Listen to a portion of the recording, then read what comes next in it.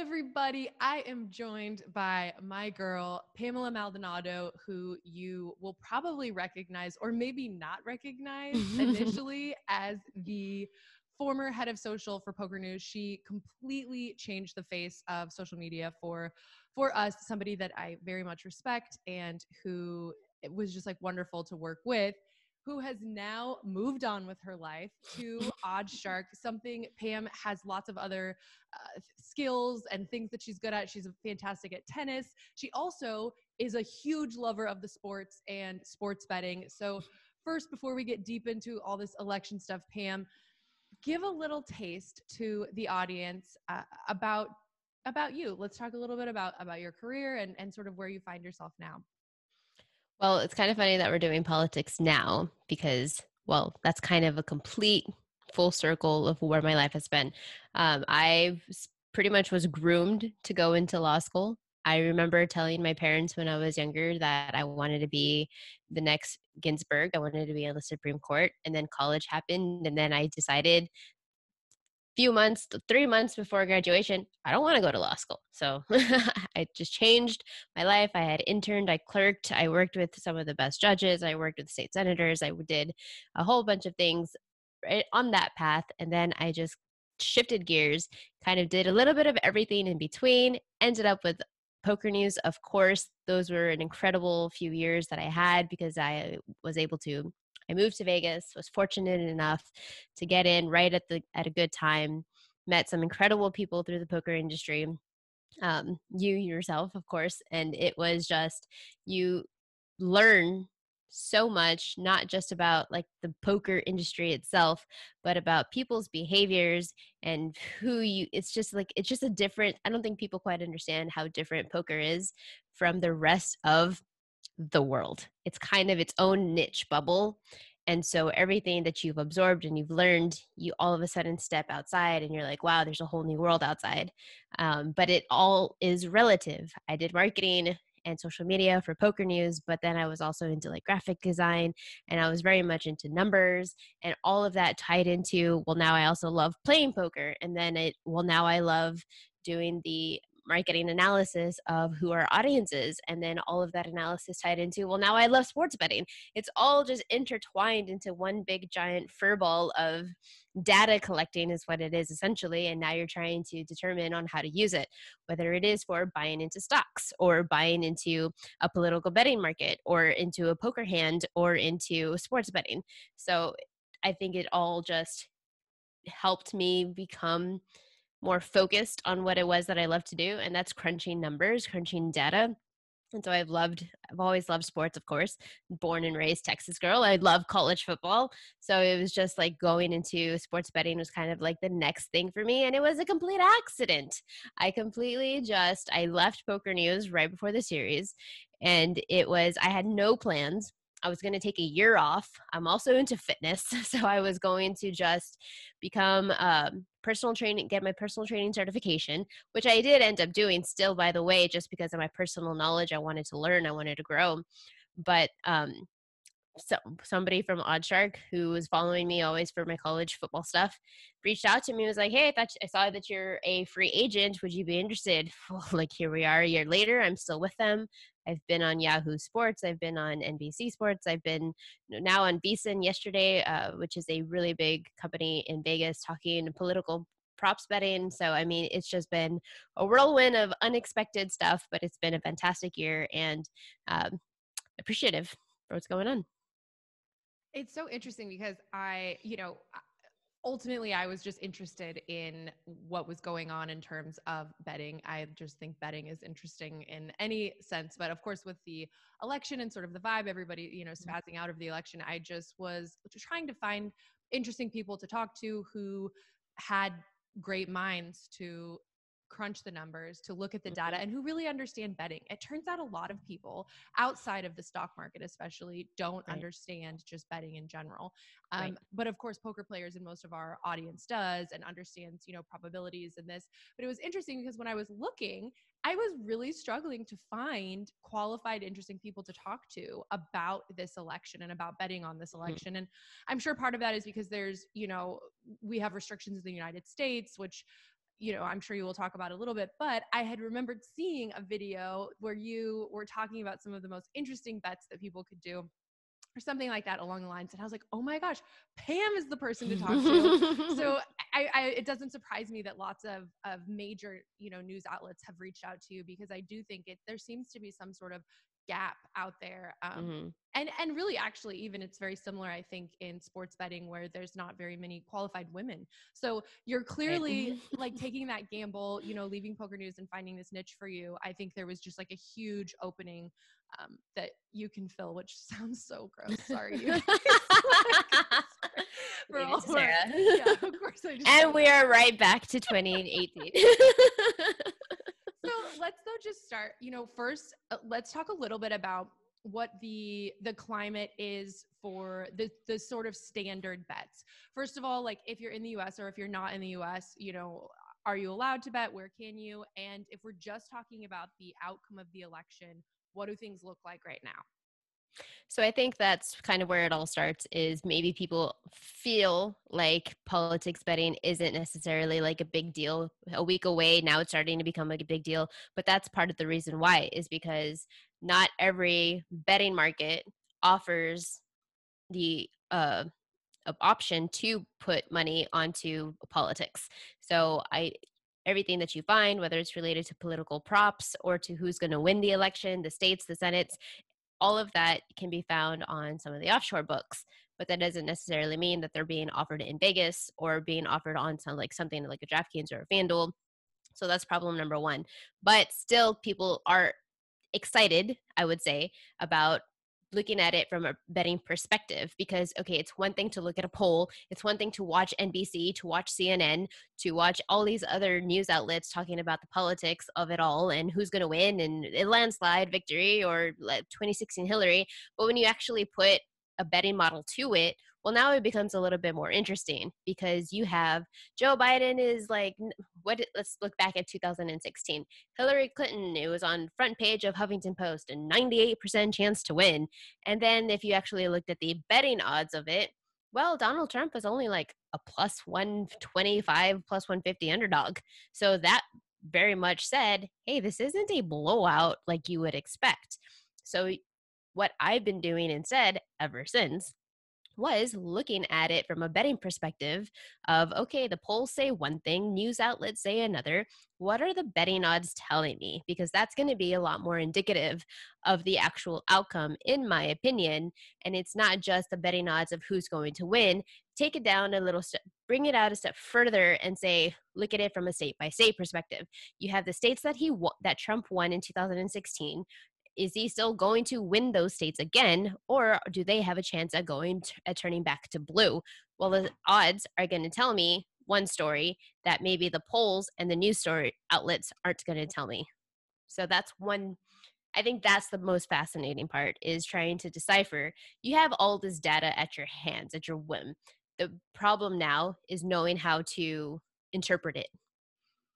And it's also interesting because, of course, everything is also affected by the people who are placing those bets not because they believe that a candidate should win, right? But because they believe that this is like a profitable decision in the end. So there's so many nuances, not dissimilar, I think from a poker hand. And we're seeing sort of a similar type of thing, right now, as we saw in 2016, where the numbers we're hearing one thing, the numbers are showing something else, the dollars are showing something maybe slightly different. So for our audience who doesn't know, can you give us like a little brief synopsis of what it kind of looks like?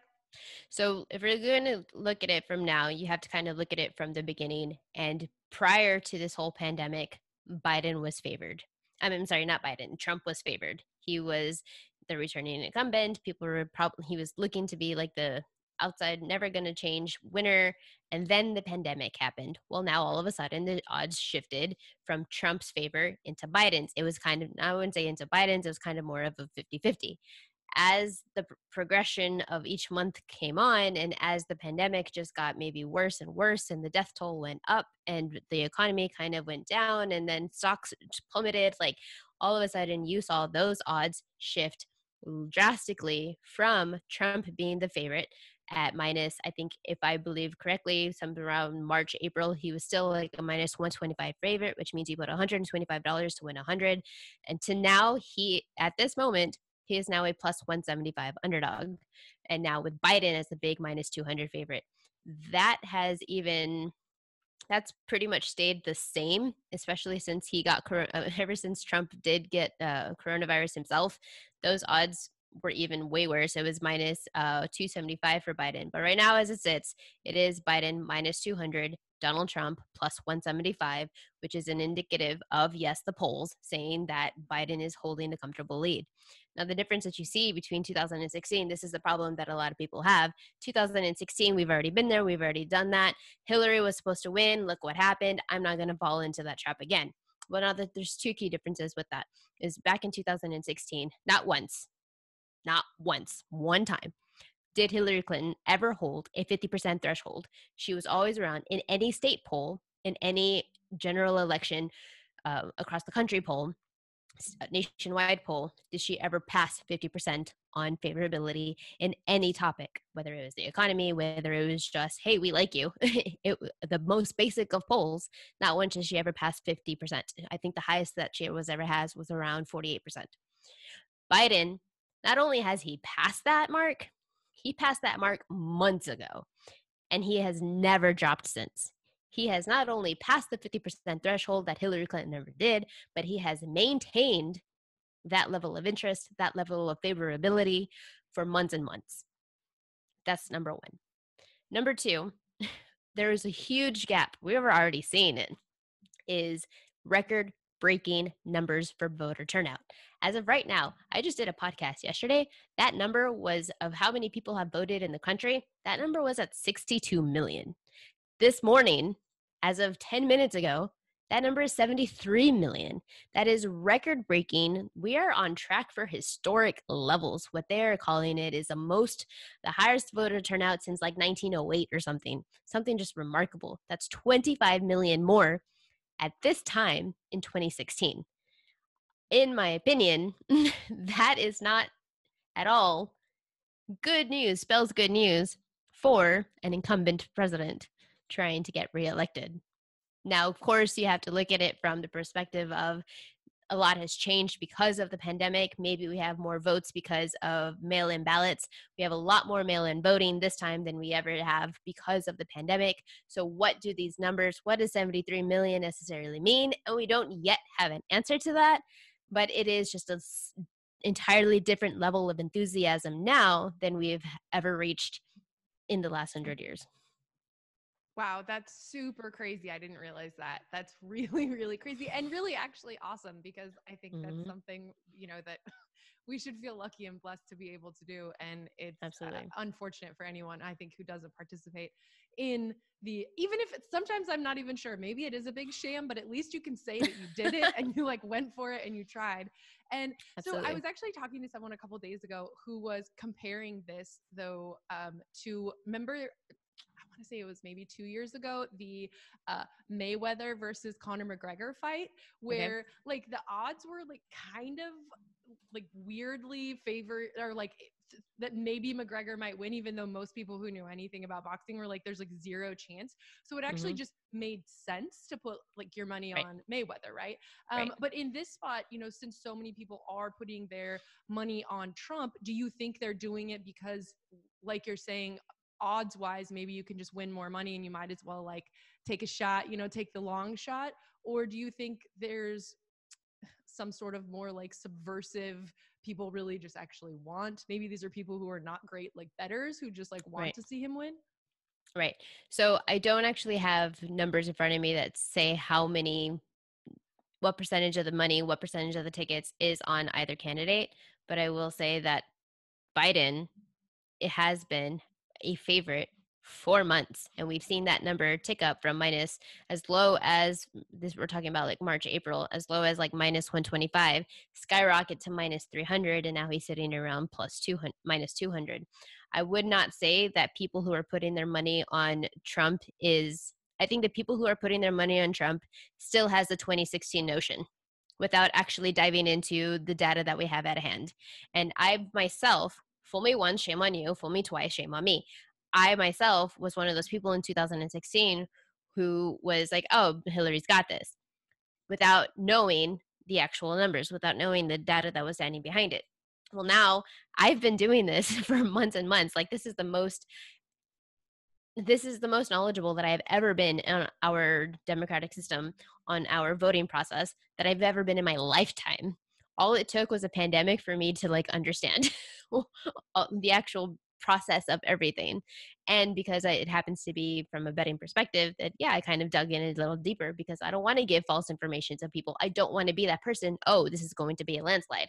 I'm going off of the numbers that I have at hand, and my numbers tell me the information that I have read, every single political podcast, every single article, and I've heard it from both sides, from Republicans, from Democrats, do say that yes, what you see in the polls, what you see in the odds, it does look to be that Biden should in fact take the presidency. Is it going to come to fruition? There's many factors that come into it.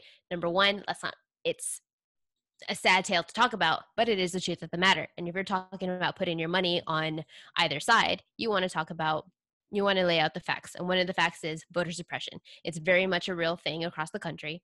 You have states by states trying to, really stop people from being able to vote. Texas, you and I live in Texas. Texas is one of them, where our governor ended up trying to say there's only going to be one drop mail-in box per county. Like, that ended up getting squashed. But you have situations like that. There's something like 200 cases pending right now trying to suppress the vote. So if any of those come into play, that would be how, in my opinion, how you would see a Trump victory.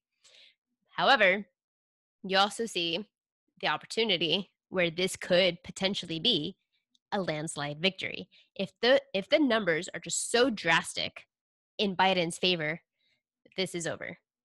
If there's any state at all, looking at Florida as an example, that is anyway close, you're looking at 2000 Bush v. Gore all over again. That's something that the country, I'm sure, does not want to go through, but it is a possibility.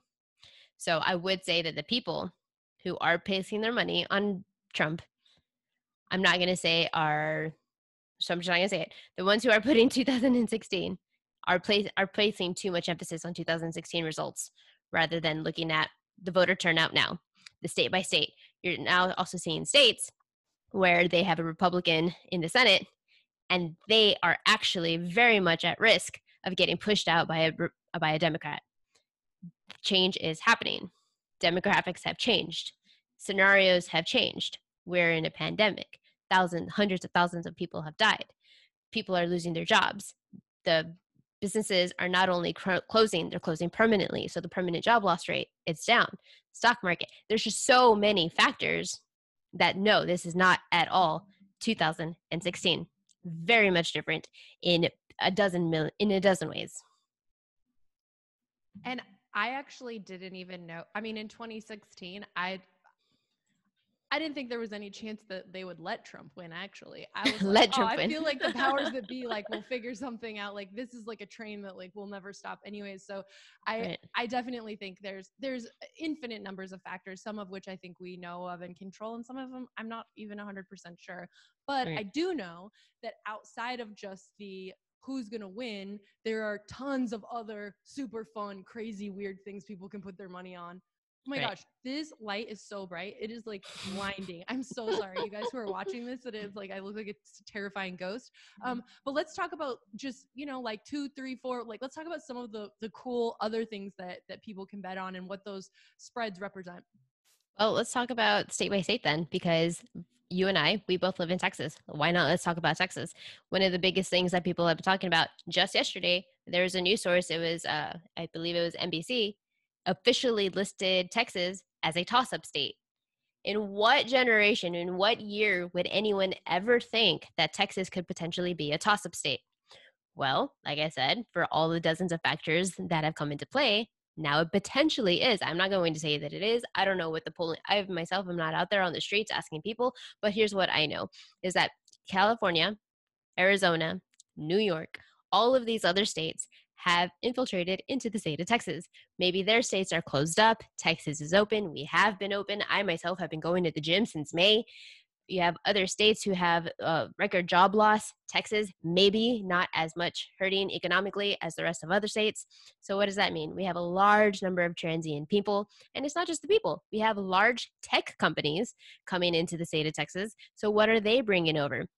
They're bringing some of their their Democratic families, employees into the state. So now not only have we grown as a population, but some of those, I was having the conversation with somebody about this yesterday, Texas is very well known for gerrymandering and trying to suppress some of that voter population that we were talking about. Well, now if you look at the people who have moved into the state, where are they moving to? Into some of those suburbs, because living outside of the skirts of the Austin city limits is a little bit cheaper. You get more bang for your buck, especially now with the rise of cost of living has gone up in pretty much every big major city. So now where are they living? In the suburbs. And who are the people that Trump and his people like to target? Are the suburbs. However, those are no longer necessarily the case. We just have a large number of transient people. We saw it in 2016. Beto O'Rourke almost overtook the Senate with Ted Cruz. Now we have record voting. I just talked about record voting turnout. We're in Texas, nearly 7.5 million early votes as of Sunday. And I think that number is even, actually, I can even give you a direct number for that. There is, you say, 74 million people have done their early voting. That accounts for 82% of the state's total in 2016. That is a large number, record voting in Texas. So I can understand why people are more inclined to say that Texas is now a toss-up state. And the odds, they don't necessarily reflect that, however. If you look at the odds, Republican is still a minus 300 favorite. Democrat, though, that is where the caveat is. It has dropped. It's now at plus 225 underdog. However, this is interesting. Since March, I've been tracking this stuff since March. In March, Republican was minus 600. So lay $600 to win 100, and now it's minus 300. To win Democrat, it was plus, I think it was like plus 525. Now it is plus 225. So there is odds. It is indicative kind of what the polls, kind of what the perspective, the perceived notion is of what's going on within the state. They're kind of correlating. Does that necessarily mean that Texas is going to turn blue?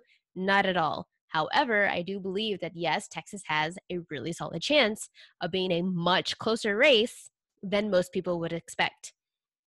And that could also hugely impact the greater story or the greater picture, as Texas has so many electoral votes and clearly Correct. has been predominantly always red. So that's crazy, Yep. Actually. That's really crazy. And Yeah. I hadn't even seen anything about that until just earlier today. I was like, what? It said like Texas might go Democrat. I was like, what?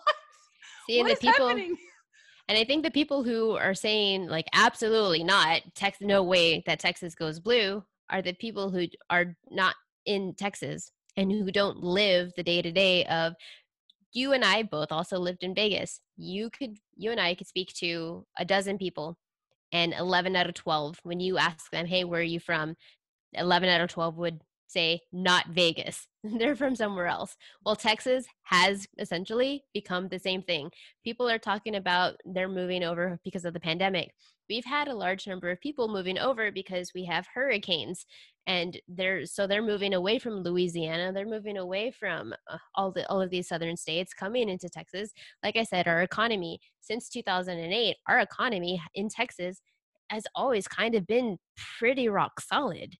So we've had a large number of transient people, not just over the last 6 months, but over the last 5 to 10 years. So our demographics have slowly shifted towards a more blue mindset. Now, is it going to happen this election? Potentially not. But like I said, it's probably looking to be a much closer race than one would think. And I would say that in the next 4 to 8 years, Texas is going to be blue. And this is why I have a shirt that says "Don't California my Texas." Just saying. Not even well, mind. Well, that's actually funny because Matthew McConaughey, I just heard a podcast with him, and he started this group. I don't know where this group is, but of course he lives here in Austin. But he's trying to like advocate for all of the Californians. Hey, come into our state. We welcome you. But don't try to change who we are as a people, who we are as a culture, because we want to welcome you with open arms, but we want to still hold true to what the Texas value is. And so I can appreciate that from a Matthew McConaughey perspective. He's always trying to change the world in whatever way that he can. But yeah, I agree. Like, and we see it in, I think people are starting to just notice like there is a difference in Texas specifically now compared to what it was even 4 years ago. So true. Actually, that's funny. I just saw another shirt when I was out this weekend, and it said, there's all the shirts that say like "Keep Austin Weird" or something, or Mm-hmm. like "Make Austin Weird," and it said "Make Austin Texas" again. Make, make Austin, Texas. I'm like, That makes sense. that's funny. Okay, so that's really crazy though about Texas, and I do think that's something I will be clearly keeping my eyes on now. And Mm-hmm. let's talk about just like one or two other sort of ways people could put their money on stuff should they desire Okay. to. So I think Wisconsin, right now it has in the polls that it is kind of still leaning towards Biden. He holds anywhere between a 1 to, I mean, I saw in a crazy poll that he had like a 17-point margin. That's just absurd. But I do believe that there is value on Wisconsin for Republican, which is as an underdog right now plus 185. And here's the reason for that. The Supreme Court in Wisconsin just ruled that they will not extend the deadline for absentee ballots, meaning absentee ballots will be counted only if they are in the hands of the municipal clerks by the time the polls close on November 3rd. That is a huge win for Wisconsin. Aside from the demographics, this alone is kind of the voter suppression that we are talking about, not extending their deadlines. That is highly much in the Republican favor. Now, if you do actually look at the demographics, Wait, and there's why? a Explain that to me. Why would that be like specifically beneficial to Republicans? because it sets a deadline to people maybe with disabilities or maybe who are not as mindful of, oh, let me get my ballot in time. It's a lot more difficult Like task. Democrats. Now, Is that what anybody, you're it's saying? anybody. I'm not saying that it's anybody. It can be beneficial or hurt either party because it's just you're putting a suppression on a general voter who we don't know how they're going to handle it. Did they postmark it on time? I don't know how the USPS system in Wisconsin, are they overloaded with mail right now? I'm not there. I can't determine that. But they've already said that because of all the mail-in voting, they're backlogged for however long it is. So by them not getting it submitted in time, your vote's not going to matter. And so how is that going to affect either the Democrat, either the Republican? But if you're also looking at the demographics, there's a large number of people who were laid off from who is it? Large demographic of people who have been laid off from jobs. The economy is not doing so well. You have the labor union workers who was very much who could very very well have been a Democratic voter. But I would definitely think that if there was any shot of you're talking purely value and for money from a betting perspective, and that's the difference is he Trump, Biden may win either state, but you're looking at this from a betting perspective, and there's definitely value on it to remain Republican at plus 185. I think the number at Democrat minus 240, I wouldn't be putting my money on that. Instead, I would be looking to get some value out of Republican for a larger return. I love it. So these are like some of the things where you like maybe have a slight underdog, maybe like a slight over, but really Right. like if you put your money here, you might actually Return. get some good money back. Yeah. And Okay, give us essentially, that's one what this more. is. Pennsylvania is definitely a state that's always going to be one of those that we talk about, but it's something similar where the Supreme Court, they ruled that mail in ballots can't be rejected over mismatched signatures. That's also a blow for Republicans because any chance that you have to toss out a vote that maybe wasn't on your side, you would want to take advantage of that. However, this is more towards favor for the Democrats. Now it's different. So it says that a different looking signature from your ballot than your registration form are no longer disqualifying. Right now, Democrat is a minus 215 favorite. It was a state that Trump won in 2016. However, I do believe that there is value on Pennsylvania at minus 215. It was minus 250. So you're getting a little bit you are getting a little bit better odds from minus 250 to minus 215. Republican minus is a plus 175 underdog. Polls have Biden anywhere between a 3 to 7 point margin. I do believe that this is definitely a state that is going to flip the bill from red to blue. Again, though, I don't understand why. Why is it like a blow for Republicans? Like, won't there also be Republican voters whose signatures don't match? Well, you're also talking about the people. So there's a website that actually breaks down who are the people that are the number of people who are submitting their votes by mail or the number of people who are voting in person.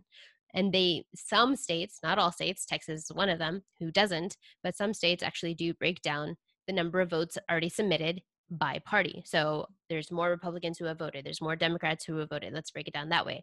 So if you're just looking at it from a number perspective, you can see that 100,000 people, and just throwing out numbers, 100,000 people have submitted their vote, and only 50,000 people have submitted their Republicans. Well, there's a greater chance that if you're able to toss out some votes, that those are going to probably be Democratic because just simply the math that they have submitted more votes than the Republican Party. Okay. Okay, that makes more sense. Sorry, I just was like, you gotta like keep me up to speed on all, Yeah, of all the course. juicies. So right now, Pennsylvania is minus 215. I would say that that's definitely going to be a good wager. I would max bet this at like minus 300 because, yes, I definitely do believe that based off of polling, based off of the numbers, based off of the people who have submitted their votes, based off the demographic shift, and then, of course, talking to Mac. I just did a podcast on with Mac, and he's very much dived into the political climate. I would say that Pennsylvania is a good bet to take for it turning from red to now blue. So, talk to me a little bit for our audience if they want to do a little bit of deep diving themselves, if they want to, try to find some of the numbers and things themselves. What are some places you recommend for people to even just do like a cursory checkout of, what their options are and what things are at right now? You're talking about where to bet? Where to bet, where to do research. Like you're talking about all these polls and things, like what sites are you scouring on the daily? Okay, so there is one website. I know people are very turned off by the New York Times because they think it's a very left wing media source. However, they are very good about data, about posting data. And so there's a website, there's a article that they posted that says, how long will vote counting take? Estimates and deadlines in all 50 states. So they are telling you right now in the state of Texas, how long is it going to take for them to vote, count their numbers? We should have it by November 4th. That's when we're going to know who has won the state of Texas, and so on and so forth. That is one. Another website that I have been using just to see what early voting looks like. There's a website called electproject.github.io, and it gives you every single state broken down by the number of people who have already submitted their votes and how it compares to 2016. So, for example, looking at Texas, that number has already gone up. Yesterday, it was 7.3 million. We're already at 8.1 million. So, in one day, an extra million people have voted, and they break it down by in person versus mail ballots. That's another source. And then you just kind of like polling. Some of the polls that I really love to look at are, you can find them all over Twitter, or I actually don't even really use their sites much, but there's one that's politics_polls, political polls. They're a really good one. PP polling, P polling numbers. Monmouth poll is another good one. MU law poll. The Rasmussen reports. That's a great poll. So you have to kind of gauge your own of how are you deciphering these polls. Because like I said, you can have Trump, for example, leading Texas. One poll has him leading by 4-point margin. Another poll has Biden leading by a 1-point margin. Well, now all of these polls do a really good job of telling you how many people did they actually poll. Was it 500? Was it a couple dozen? Was it 1,000? They break it down by race. Well, here, percentage of them was a Latino population. Percentage of them was a white male. They break it down by their age. So if you are like super stats heavy and nerdy like me, you're going to want to look into those details. Or you can just look at the general consensus and say, okay, 10 polls all have Biden right now. I'm gonna kind of trust that that's probably indicative. And then look at the odds, the betting odds. It kind of correlates. So I'm going to say that that's probably kind of where we're headed 6 days from now. Oh my gosh, it's so crazy that it's 6 days from now.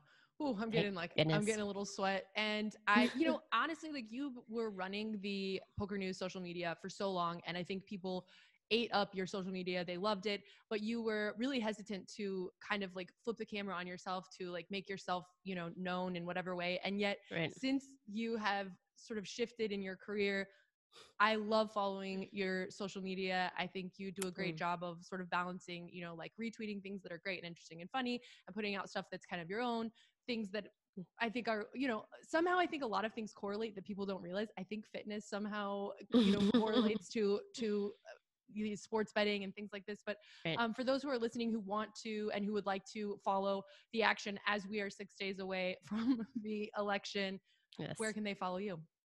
On Twitter, it is at Pamela M35, PAMELAM 35. And then on Instagram, I don't really use Instagram much, but it's Football Fit 35. And it's because, why? I bet football and I'm into fitness. So And what about the 35? 35 has been just my sports number since I was like a kid. And I don't think I'm ever going to get rid of that. I have it too. I was the deuce, 22 forever. I love it.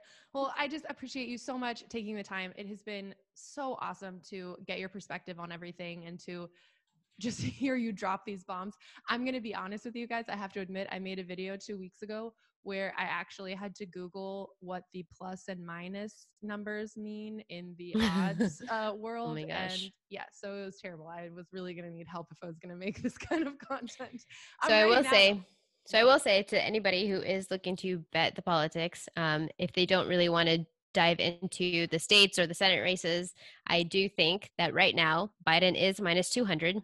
After talking to Mac Versandig, who is the person that I had on my podcast talking about this whole political breakdown, I had it pegged at value up to minus 250. So that means it's minus 200 now. I would have taken minus 250. He did say that he would take it up to 350. So you're getting some really good value on Biden to win the election. If you are wanting to put some money down on who will win, Biden minus 200 is a good bet from a betting perspective. Well, I also was just surfing the Twitter earlier today looking for things in relationship to this. And I did see that the person who started PokerNews.com, Mr. Tony G, has $1 million on Biden. He also, I know, right? If you guys want to follow him, he also is doing a free roll. Essentially, if you guess like exactly how many people are going to vote or something, he'll give you an Ethereum. I saw that. And actually, there was someone else who's like a streamer. His name was like Empire.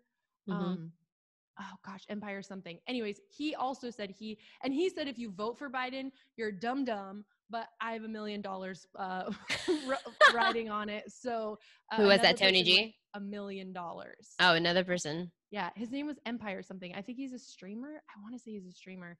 Wow.